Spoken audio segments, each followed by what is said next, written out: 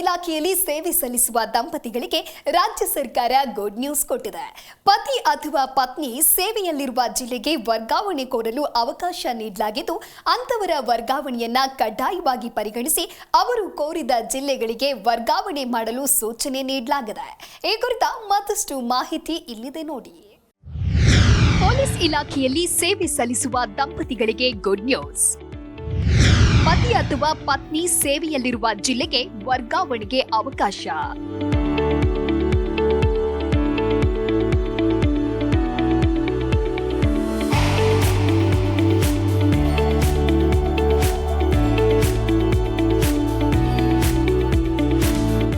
ಇಲಾಖೆಯಲ್ಲಿ ಸೇವೆ ಸಲ್ಲಿಸುವ ಪತಿ ಪತ್ನಿಯರಿಗೆ ರಾಜ್ಯ ಸರ್ಕಾರ ಗುಡ್ ನ್ಯೂಸ್ ಕೊಟ್ಟಿದೆ. ರಾಜ್ಯ ಪೊಲೀಸ್ ಇಲಾಖೆಯಲ್ಲಿ ಸೇವೆ ಸಲ್ಲಿಸುವ ದಂಪತಿಗಳಿಗೆ ಸರ್ಕಾರದಿಂದ ಸಂತಸದ ಸುದ್ದಿಯೊಂದು ಬಂದಿದೆ.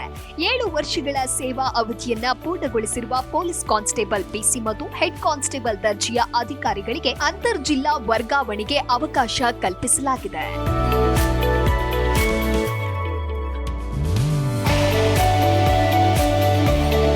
ಅದರಲ್ಲೂ ವಿಶೇಷವಾಗಿ ಪತಿ ಪತ್ನಿಯರಿಬ್ರು ಪೊಲೀಸ್ ಇಲಾಖೆಯಲ್ಲಿ ಕರ್ತವ್ಯ ನಿರ್ವಹಿಸ್ತಾ ಇದ್ರೆ ಅವರ ವರ್ಗಾವಣೆಯನ್ನ ಕಡ್ಡಾಯವಾಗಿ ಪರಿಗಣಿಸಿ ಅವರು ಕೋರಿದ ಜಿಲ್ಲೆಗಳಿಗೆ ವರ್ಗಾವಣೆ ಮಾಡಲು ಸೂಚನೆ ನೀಡಲಾಗಿದೆ.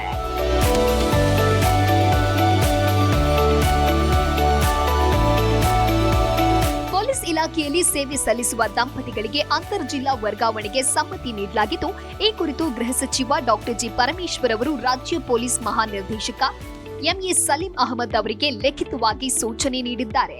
ಈ ನಿರ್ಧಾರವು ಪೊಲೀಸ್ ಸಿಬ್ಬಂದಿಯ ಕುಟುಂಬ ಜೀವನವನ್ನ ಸುಧಾರಿಸುವ ಗುರಿಯನ್ನ ಹೊಂದಿದೆ. ಈ ನೀತಿಯು ಪೊಲೀಸ್ ಇಲಾಖೆಯಲ್ಲಿ ಕೆಲಸ ಮಾಡುವ ದಂಪತಿಗಳಿಗೆ ಒಟ್ಟಿಗೆ ಇರಲು ಅನುಕೂಲವಾಗುವಂತೆ ವಿನ್ಯಾಸಗೊಳಿಸಲಾಗಿದೆ.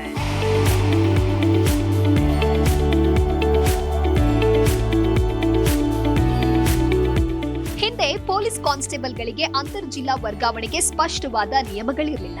ಈ ಬಗ್ಗೆ 2024ರ ಜುಲೈನಲ್ಲಿ ಗೃಹ ಸಚಿವ ಡಾಕ್ಟರ್ ಜಿ ಪರಮೇಶ್ವರ್ ಕಾನ್ಸ್ಟೇಬಲ್ಗಳ ವರ್ಗಾವಣೆಗೆ ಸೂಕ್ತ ನಿಯಮಗಳನ್ನು ರೂಪಿಸುವುದಾಗಿ ಘೋಷಿಸಿದ್ರು.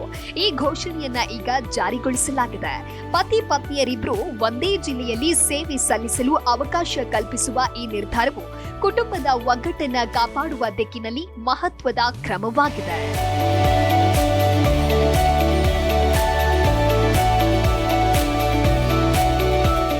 ನೀತಿಯ ಪ್ರಕಾರ 7 ವರ್ಷಗಳ ಸೇವಾ ಅವಧಿಯನ್ನ ಪೂರ್ಣಗೊಳಿಸಿರುವ ಪೊಲೀಸ್ ಕಾನ್ಸ್ಟೇಬಲ್ ಮತ್ತು ಹೆಡ್ ಕಾನ್ಸ್ಟೇಬಲ್ಗಳು ತಮ್ಮ ಪತಿ ಅಥವಾ ಪತ್ನಿ ಕರ್ತವ್ಯ ನಿರ್ವಹಿಸ್ತಾ ಇರುವ ಜಿಲ್ಲೆಗೆ ವರ್ಗಾವಣೆಗೆ ಅರ್ಜಿ ಸಲ್ಲಿಸಬಹುದು.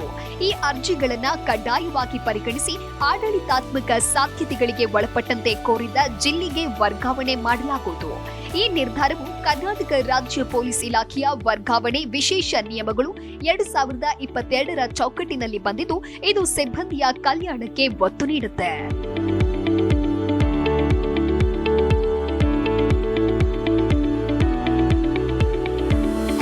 ಕರ್ನಾಟಕ ಸರ್ಕಾರದ ಈ ತೀರ್ಮಾನವು ಭಾರತದ ಸುಪ್ರೀಂ ಕೋರ್ಟ್ನ ಕೆಲವು ತೀರ್ಪುಗಳಿಂದ ಪ್ರೇರಿತವಾಗಿದೆ ಮತ್ತು ತತ್ವವನ್ನ ಆಧರಿಸಿದೆ. ಆದರೆ ಇದನ್ನ ಕಡ್ಡಾಯವಾಗಿ ಪರಿಗಣಿಸುವಂತೆ ಸೂಚಿಸಿರೋದು ದೊಡ್ಡ ಬದಲಾವಣೆಯಾಗಿದೆ. ಈ ನಿರ್ಧಾರವು ಪೊಲೀಸ್ ಸಿಬ್ಬಂದಿಯ ಮನೋಬಲವನ್ನ ಹೆಚ್ಚಿಸೋದರ ಜೊತೆಗೆ ಅವರ ಕುಟುಂಬ ಜೀವನವನ್ನ ಸುಧಾರಿಸುವ ಗುರಿಯನ್ನ ಹೊಂದಿದೆ. ದೂರದ ಜಿಲ್ಲೆಗಳಲ್ಲಿ ಕೆಲಸ ಮಾಡುವ ದಂಪತಿಗಳಿಗೆ ಒಟ್ಟಿಗೆ ಇರೋದಕ್ಕೆ ಇದು ಸಹಾಯಕವಾಗಲಿದೆ.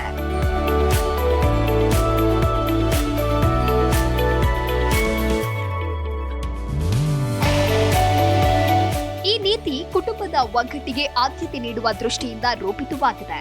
ಡಿಜಿಪಿ ಎಂಎ ಸಲೀಂ ಅಹಮದ್ ಅವರು ಈ ಸೂಚನೆಯನ್ನ ಎಲ್ಲ ಜಿಲ್ಲಾ ಪೊಲೀಸ್ ಘಟಕಗಳಿಗೆ ತಿಳಿಸಿದ್ದಾರೆ. ಈ ನೀತಿಯು ರಾಜ್ಯದಾದ್ಯಂತ ಸಾವಿರಾರು ಪೊಲೀಸ್ ಸಿಬ್ಬಂದಿಗಳಿಗೆ ತಮ್ಮ ಕುಟುಂಬದೊಂದಿಗೆ ಒಂದೇ ಸ್ಥಳದಲ್ಲಿ ಇರಲು ಅವಕಾಶ ನೀಡಲಿದೆ. ಇದು ಕರ್ನಾಟಕ ರಾಜ್ಯ ಪೊಲೀಸ್ ಇಲಾಖೆಯ ಆಡಳಿತದಲ್ಲಿ ಸಕಾರಾತ್ಮಕ ಬದಲಾವಣೆಯನ್ನ ತರುವ ನಿರೀಕ್ಷೆ ಇದೆ. ಗೃಹ ಸಚಿವರ ಈ ಕ್ರಮವನ್ನ ಪೊಲೀಸ್ ಸಿಬ್ಬಂದಿ ಮತ್ತು ಅವರ ಕುಟುಂಬಗಳು ಸ್ವಾಗತಿಸಿವೆ.